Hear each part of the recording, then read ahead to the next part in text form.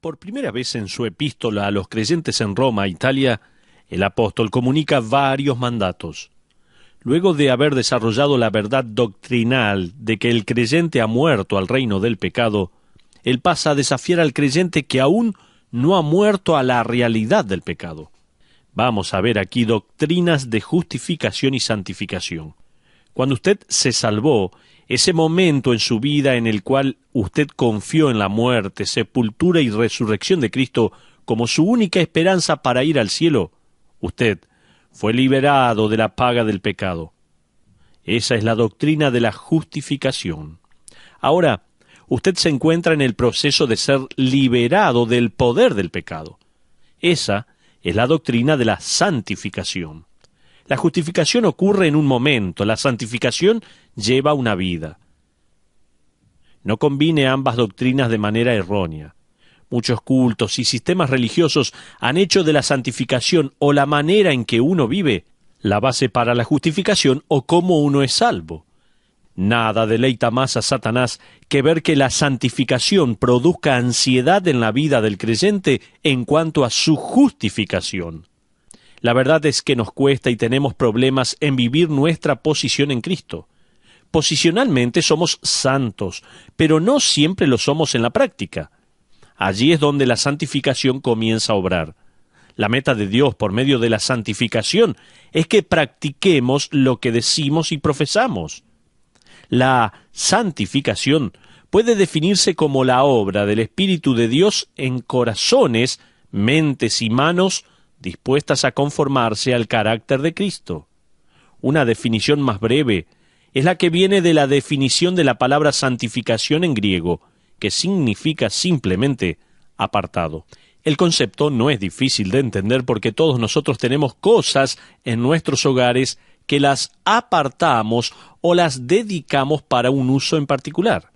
Cuando uno usó la tijera favorita de mamá para cortar cartón y construir su fortaleza en el garage, aprendió una lección en cuanto a la santificación. ¿Se acuerda? Si usted alguna vez usó los palos de golf de su papá para golpear piedras en el jardín, habrá aprendido que ciertas cosas son santificadas, o sea, apartadas para un propósito especial. La meta de Dios, por medio de la santificación para nosotros, es que dediquemos nuestros cuerpos y todo lo que poseemos para hacer lo que Él designó. Hay cosas que nuestros cuerpos deberían hacer y hay cosas que nuestros cuerpos no deben hacer a causa de que somos de Cristo. Cuando la pequeña Victoria aprendió a la edad de 11 años que ella era la heredera al trono británico, los historiadores dicen que se largó a llorar. Luego, una vez que logró la compostura, dijo con gran convicción y propósito: «Voy a ser la reina, así que debo ser buena». Yo nunca conocí una niña de 11 años y que sea perfecta. ¿Usted la conoció? Sin embargo, a la edad de 11, ella reconoció algo que muchos creyentes no parecen comprender: el principio de la santificación. Victoria se determinó con pasión y convicción que su práctica sería acorde a su posición. Ella descubrió de repente que algo en ella la hacía desear ejercer el carácter que honra la corona. ¿Alguna vez se puso a pensar que usted es parte de la realeza? Pedro escribió en Primera de Pedro capítulo 2 versículo 9 que el creyente es linaje escogido, real sacerdocio. Lo que necesitamos en la iglesia hoy, más que nunca, son personas que digan con pasión y convicción: como voy camino a un trono como heredero de Cristo en el cielo, voy a vivir acorde a eso en la tierra. Eso es lo que necesitamos en las iglesias hoy en día. A causa de quién soy en Cristo, voy a estar determinado a vivir para Cristo. La pregunta ahora es: ¿cómo hacemos para vivir una vida separada para Cristo? ¿Cómo hacemos para que nuestro carácter sea digno de la corona como coherederos de Cristo? ¿Cómo hacemos? ¿Sabe qué? La santificación es estar apartados para Cristo.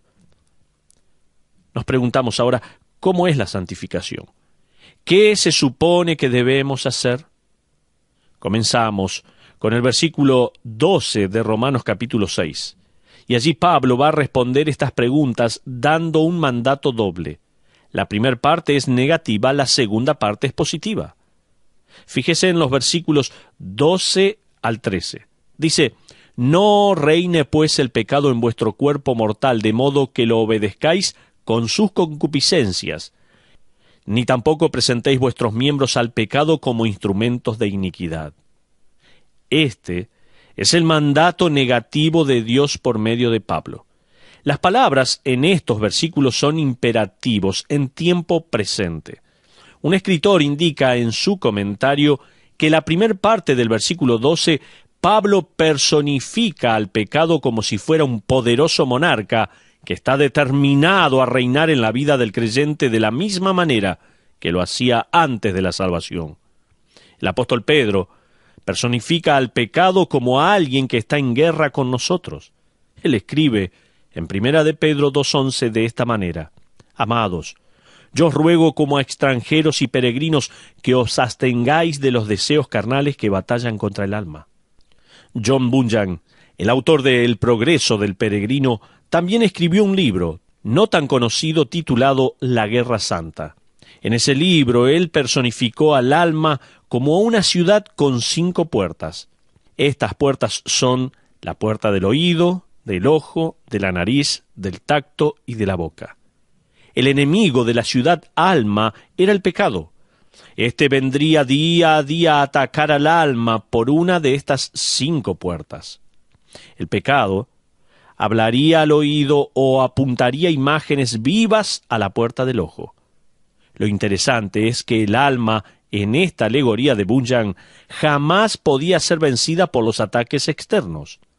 La única manera en que el enemigo podía conquistar la ciudad era si alguien dentro del alma abría una de estas puertas y dejara entrar al enemigo.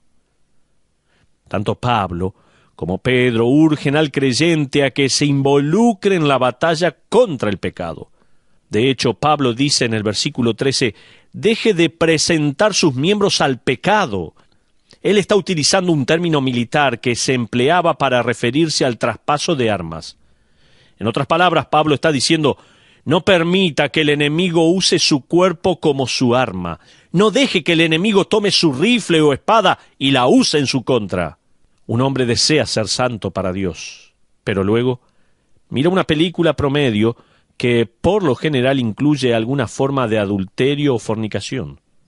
Un 90% del contenido sexual en una película es entre personas solteras o que están casadas con otro.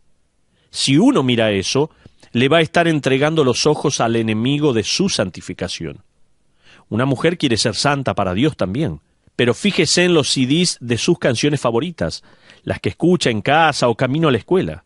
Si uno escucha la letra de las canciones, descubrirá que ella está entregando sus oídos y emociones al enemigo para que las use contra su santidad. ¿Sabe? Los sociólogos han estimado que para la edad de 21 años, la persona promedio ha sido expuesta a 300.000 mensajes comerciales. Estos mensajes promueven que la gratificación personal es la meta para esta vida. Hay una guerra entre la santidad en la vida del creyente. Pablo dice: deje de entregarle el cuerpo al enemigo para que lo use en su contra para ganar la guerra. Hace un año atrás, estaba en las instalaciones de un instituto bíblico y uno de los alumnos me contó que había abierto un negocio de venta de donas. Ahora, no era el típico negocio que las vende, sino que era una especie de panadería en la que uno podía ver cómo las hacían. ¿Vio alguna vez cómo las hacen? Uno entra al negocio y hay un sector que se asemeja a una pequeña panificadora rodeado de vidrios. Uno puede poner la nariz contra el vidrio y observar. Primero hacen un pequeño bollo, luego la aplastan y luego un golpe de aire les hace un agujero en el medio. Después van a un horno con la temperatura y humedad ideales y uno puede ver que leudan. Eventualmente salen del horno, todo es automático y pasan por una cascada de azúcar impalpable. Uno puede poner la mirada en una o dos roscas en particular y luego ir al mostrador y decir: quiero esa. ¿Comió alguna vez una dona recién salida del horno. Se derriten en su boca. ¡Ay! Ya me está agarrando hambre. De hecho, se tiene que comer otra para asegurarse que la degustó bien, porque pasa tan rápido. Después tal vez una tercera hasta que comienzan a hincharse en la panza. Luego, usted empieza a pensar, ¿por qué hice esto? El problema para mí no fue el estar en el negocio. El problema no fue que seguí atento el recorrido de la rosca, no. Llegué al mostrador, saqué mi billetera y en ese momento dije, Señor, tú has prometido que ninguna tentación será más grande de lo que pueda soportar. Así que provee una salida de escape para que pueda aguantar. Así que, Señor, dame el escape. ¿No es necio hacer eso? ¿Cuándo debería haber dicho eso? ¿Sabes qué? Antes de estacionar el auto. Antes de haber visto esas roscas de grasa saturada moviéndose en una cinta. La mayoría de los creyentes en la actualidad, y este es nuestro problema, se acercan lo más que pueden y luego dicen, Señor, ahora estoy listo para escapar. Luego decimos, no entiendo por qué estoy controlado por el pecado. ¿Sabe cuál fue mi problema? Mi problema no fue ni estacionar ni bajarme del auto, no. Mi problema estuvo antes, cuando ese estudiante me dijo que había una pastelería. Yo tendría que haberme tapado los oídos y dicho, no me cuentes esas cosas.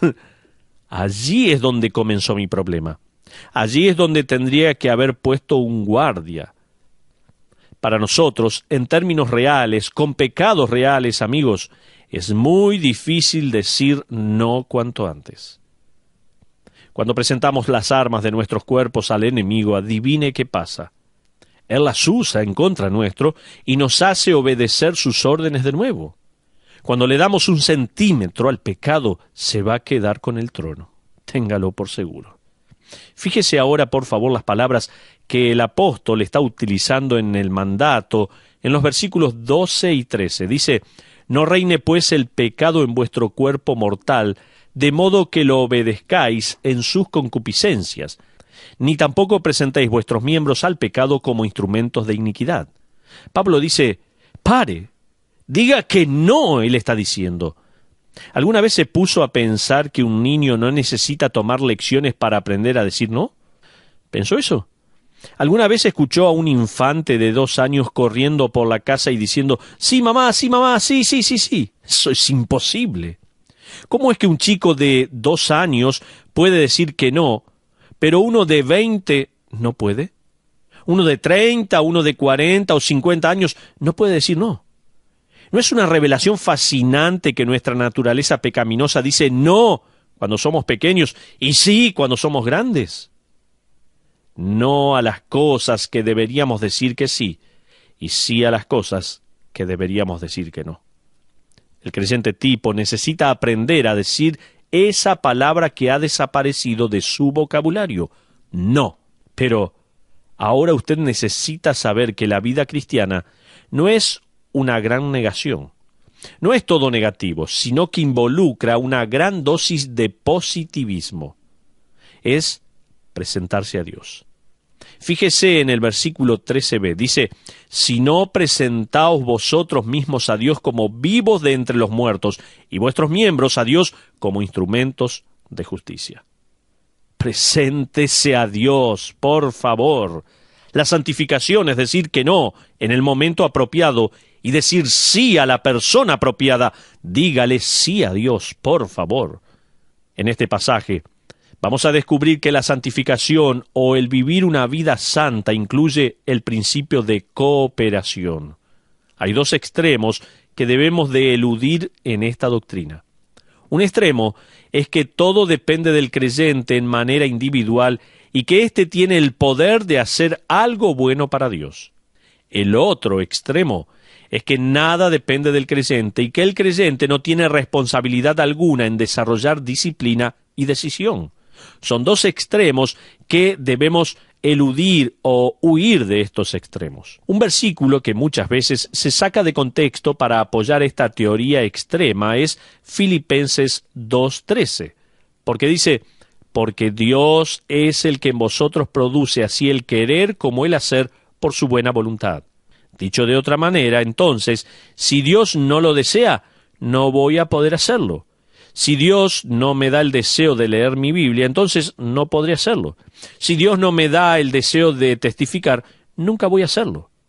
La verdad es que el versículo anterior, el versículo 12 de Filipenses capítulo 2, nos manda lo siguiente: ocupaos en vuestra salvación con temor y temblor. ¿Se acuerda de ese pasaje? Pablo no está hablando de justificación, sino de santificación. Uno no puede ocuparse de algo que no tiene. Pablo dice, ejercítelo, decida vivir para Cristo. Luego agrega, porque es Dios el que obra dentro suyo, tanto el querer como el hacer por su buena voluntad. Dicho de otra manera, Pablo está desafiando y animándolo a que viva y decida vivir una vida santa y desarrolle disciplinas santas. Él no está diciendo que somos robots y que si Dios no nos da la voluntad nunca vamos a hacer nada. No, no dice esto. Entonces, si usted no decide estudiar su Biblia, Dios no va a hacer levitar su Biblia hasta debajo de su nariz, abrirla en un mensaje y fijar su atención allí. No. Si usted no decide venir a la iglesia, Dios no lo va a hacer levitar de su cama, ponerlo en la ducha, peinarlo, ponerle la ropa y sentarlo en el banco. Uno no puede decir, bueno, no tengo el deseo, Dios me lo va a tener que dar. No se puede decir eso. Un autor escribe lo siguiente. Preste atención. La enseñanza clara de la Escritura es que la vida cristiana es un esfuerzo cooperativo.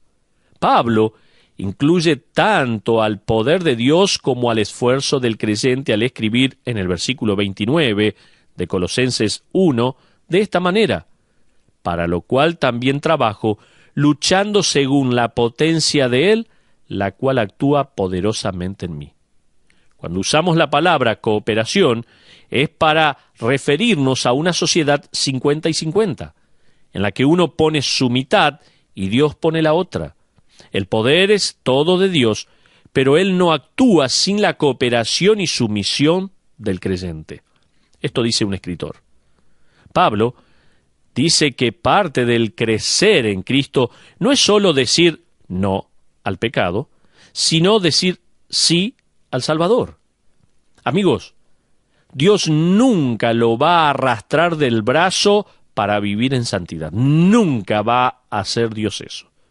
La santificación no es el resultado de un rapto espiritual, no, sino que es el resultado de una sumisión espiritual. Alguien escribió lo siguiente: la voluntad de Dios es activa en nuestras vidas siempre que nuestra voluntad se someta a la suya. Una gran parte de esta batalla es descubrir que el crecimiento espiritual es sinónimo con la disciplina espiritual. Involucra disciplina, entrenamiento, como Pablo dice en Timoteo, 1 Timoteo capítulo 4, versículo 7, ejercítate para la piedad. ¡Qué mandamiento más realista! No hay misticismo alguno de algún tipo de bendición o de decisión que nos hace puros, santos, gozosos, pacientes, por medio de alguna práctica fácil, no. Es por eso que Pablo usa la palabra disciplina. Disciplina es la palabra griega gumnazo, de la cual obtenemos nuestra palabra castellana gimnasio. Se refiere a entrenar, sudar entrenando el espíritu por medio de ejercicios para nuestro crecimiento y fortaleza.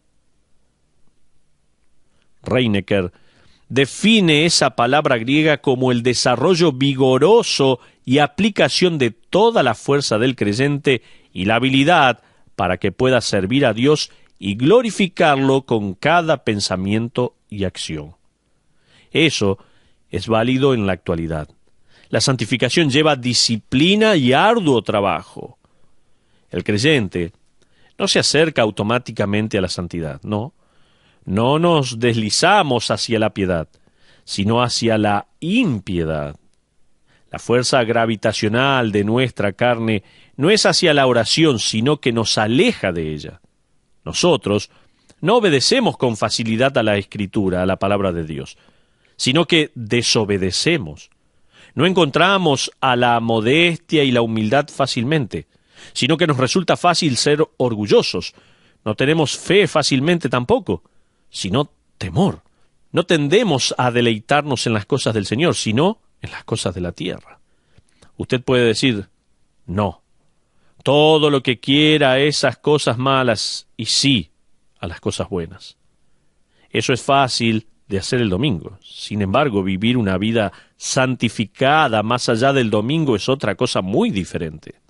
Roy Laurin me hizo pensar al decir esto en su comentario de Romanos capítulo 6. Él hace la siguiente pregunta a sus lectores.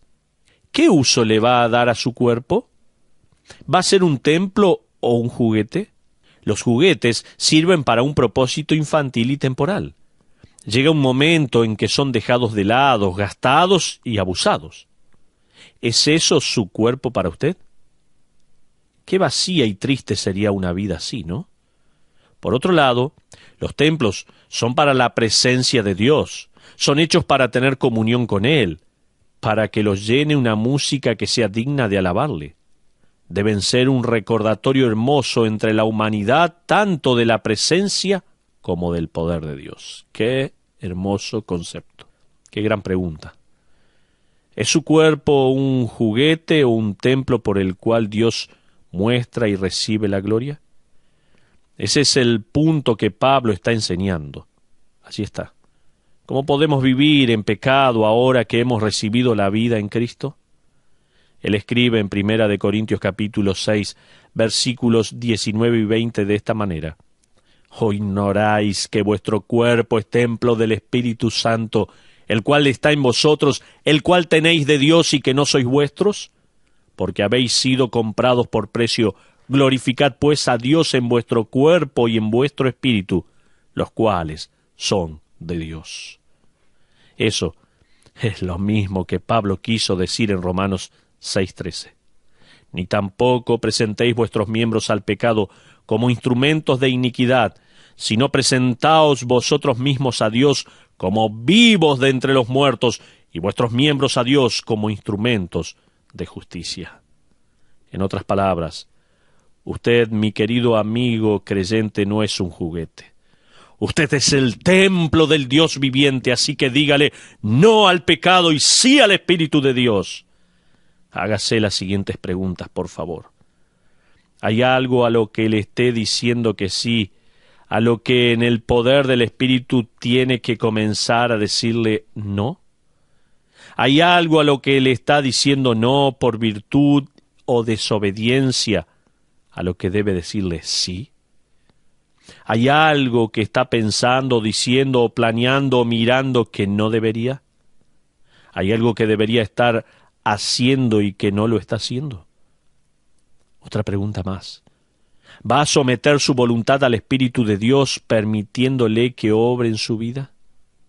Una última. ¿Va a decir sí, Señor, a esa área para cooperar con el Espíritu Santo de Dios? Como hemos sido traídos a la vida por Cristo y estamos en Él, debemos vivir para Él. Por eso, si queremos crecer en Cristo por su fuerza y poder y nuestra voluntad sumisa, debemos decirle no al pecado y sí al Salvador.